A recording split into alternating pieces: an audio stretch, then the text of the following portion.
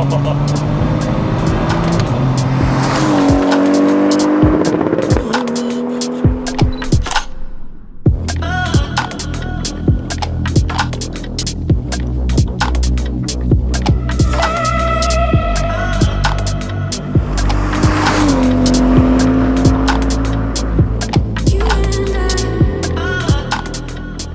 guys, it's Luke here and welcome back to another video. You join me today again for yet another car feature, and today we've got something pretty special. On face value, this just might look like a wrapped E92. This was originally a 330d. However, yes, it has a B58 swapped into it. It's believed to be one of the, well, maybe even the first of this chassis to have this engine swapped into it. Very cool. It's all been done, well, pretty much minus some little bits like the wrap and the exhaust and the tuning by the owner Nathan, who we will catch up with very shortly. It's not a standard B58, whilst it isn't forged or anything. It is essentially a stage 3 car. It's a hybrid turbo running a standalone ECU. Really cool build. Very excited to see B58 noises coming from an E92 chassis. So we'll catch up with Nathan. We can talk about basically how he's done everything, because like I said, he has done a lot of this himself, and then we'll go out for a spin.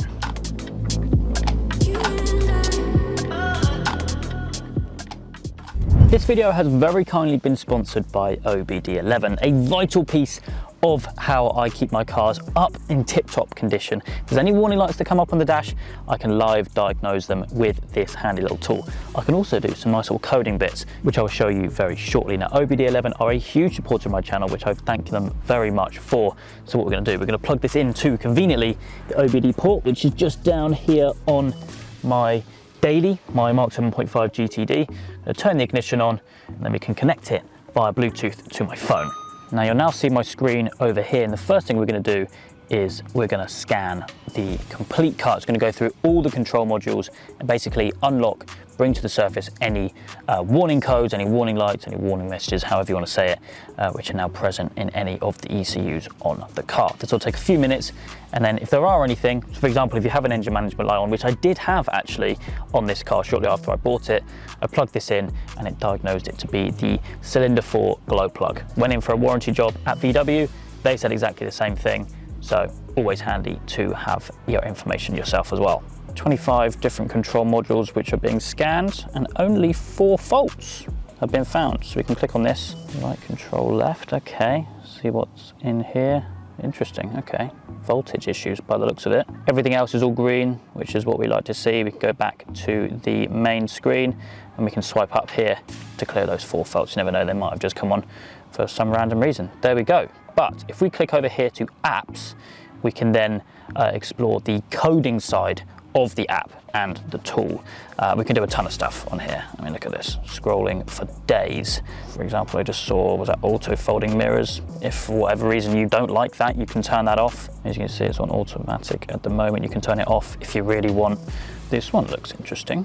Increased throttle pedal sensitivity. Responsive, yes. Easy as that. Maybe that won't help the MPG, because this is meant to be the sensible car, but anyway, you get the idea. You can go through this, turn your headlight washers off, start stop deactivation, that's handy, although this I do actually use it, sensible car.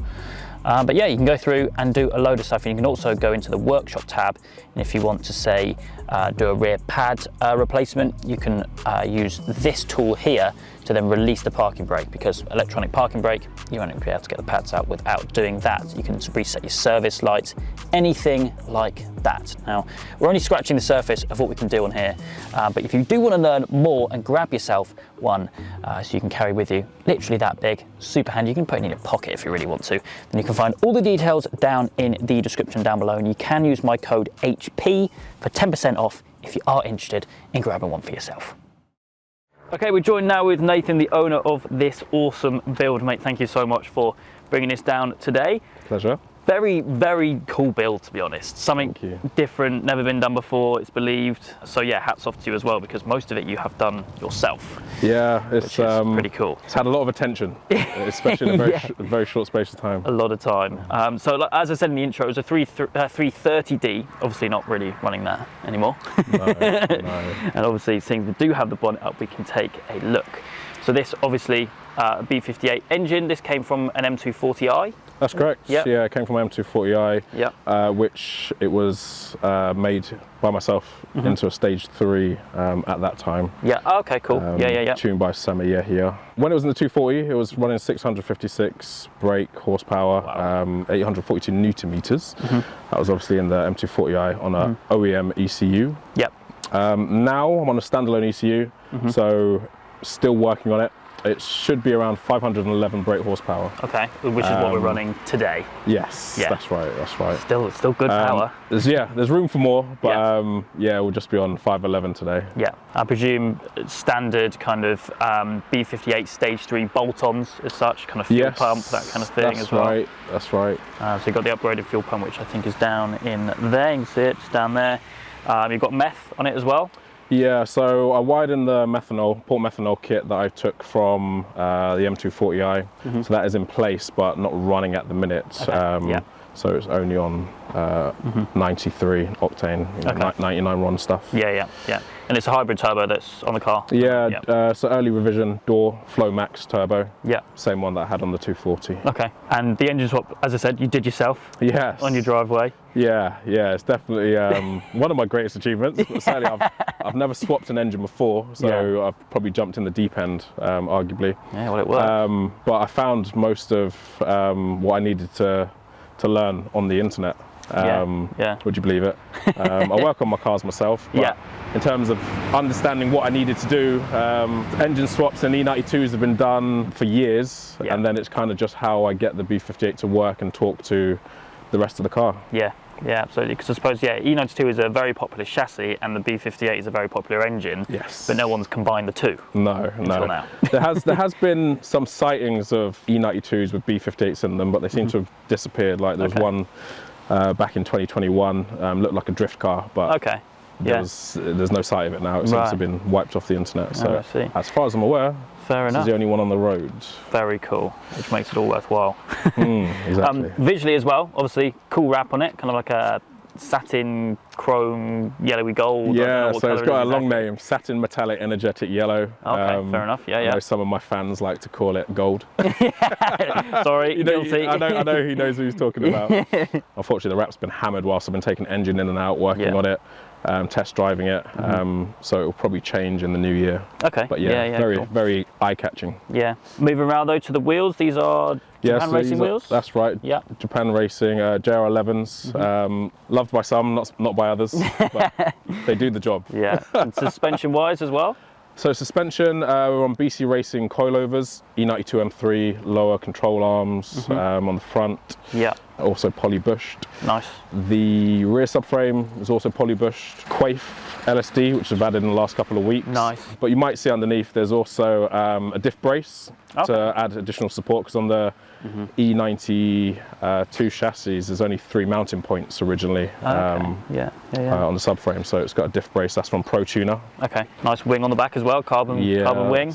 Typically found on your F80, F82 wings. I see what you mean actually. This kind of shape of car does suit a fixed wing on the back. Yes, I'd agree. Definitely does. Do you know, I thought everyone had the GTS wing. I thought I'd try something different. And at the time I got it, there's only one other car I saw, which was an E92 M3. Oh really? Yeah, in the States. Yeah. And I thought, I must. So what kind of exhaust is on it? Is it basically just turbo back? So exhaust needs to be revised, because you might hear soon enough, it's quite drony. I started off decat into a 3-inch Remus midsection, which came from my 240. Okay, yeah. That was adapted into to go into a 3-inch and then into the single exit jap cam that you see at the back from Vibrant Performance, which is a 4-inch tip. But fair enough, mate. It's an incredible build, and obviously we haven't even gone into what's been done on the interior. Yes, that's right. I think if that's, it's a little special. But I think if that's pretty much everything kind of out here, the big, important, big hitter stuff, I think we'll hop in, get it fired up and go for a spin. Definitely. Excellent.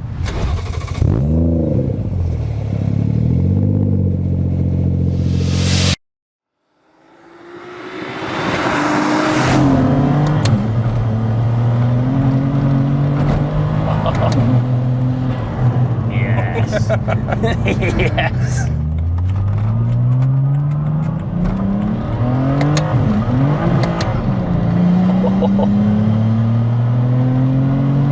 Yeah, that's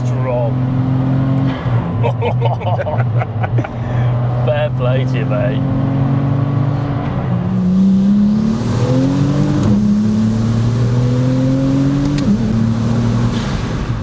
So, elephant in the room, the shifter. Yes. So they both work alongside each other, paddles and the shifter. Yeah. Just like up and down shifts for you to take it sequentially through all the gears. 2 modes that you can basically set the shifter in. So you can have the shifts to change you into neutral, reverse, but I've got the can keypad you saw earlier. Yeah. That will allow me to select the gears. Gotcha. It's a bit more quick, a bit more simple because you've got to hold the gear stick. Okay, gotcha. To select the gears. Yeah. When you're changing from, say, reverse to drive, then you use the can keypad down here. Yeah, that's right. Rather than this, because for example, you hold it, that would put you into neutral on the downshift, or if you hold it back, that'll put you into an upshift. However, as I said, I've gone for the can keypad because it's just a quick button press rather than holding. Yeah. Wow, that's cool actually. Yeah. That's so really cool. there's choices. It's very customizable. The gear shifter you choose to use.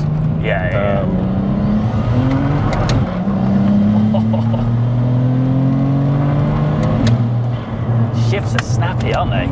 Yeah. There's still some progress being made with the integration between the ECU, standalone ECU that I've chosen, and CAN TCU. So for example, the gear shifts are quite quick off throttle on the downshift. So. Oh yeah. Oh, that's definitely a DCT. Definitely exactly. A DCT. You won't see that happen on a ZF. No. Whereas at the minute, whilst I'm on throttle and I want to downshift that quick, it thinks about it a little bit because there's still torque calculations being done. Right. Not to bore you. I love that you can just go down the gears. But so for example, breaking into a corner, we can get on it real quick. Yeah, that's cool. There's a lot of character, which is what I love. Yeah, absolutely. It might not be as fast as what it was when it was in my 240, but there's a lot of personality, and then you can just get on there. And then you can do that, yeah.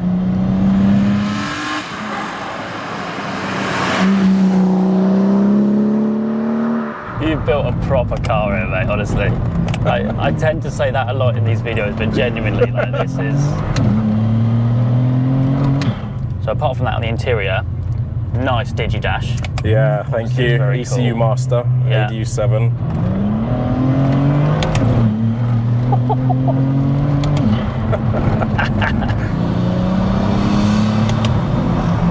Get some nice noises out of it, don't you?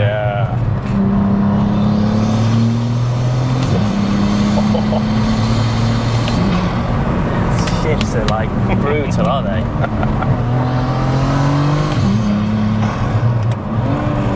They're such a good engine, aren't they? Yeah, very torquey. Yeah. It's so cool how you can switch. Well, I mean, it's factor, isn't it? Because with the standard, say 140, for example, you can change sequentially. You've got the same thing on the gear selector, but it's just cool. You get a sequential physical feel out of it, and that's where all the money is in giving you that experience. It's the click as well, isn't it? Yeah. It's a bit like a gated manual where you get that like metal clunk.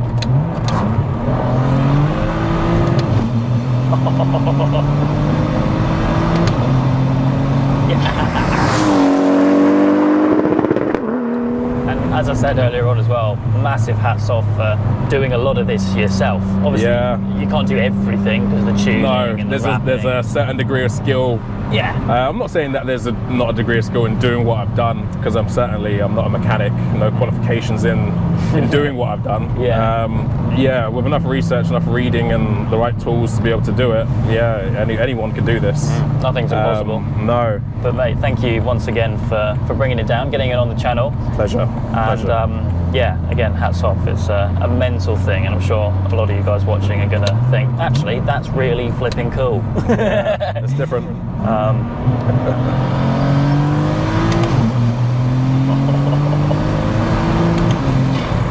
It just doesn't let off, does it? That's what I love about these B58s. Carries on through. They don't tail off at all. But yeah, of course, if you guys do want to learn more, I will leave Nathan's Instagram link down below, full details of the build and everything going forward. But for me today, that is it. I hope you guys have enjoyed. If you have, please make sure you leave a like and make sure to subscribe for all the adventures still to come.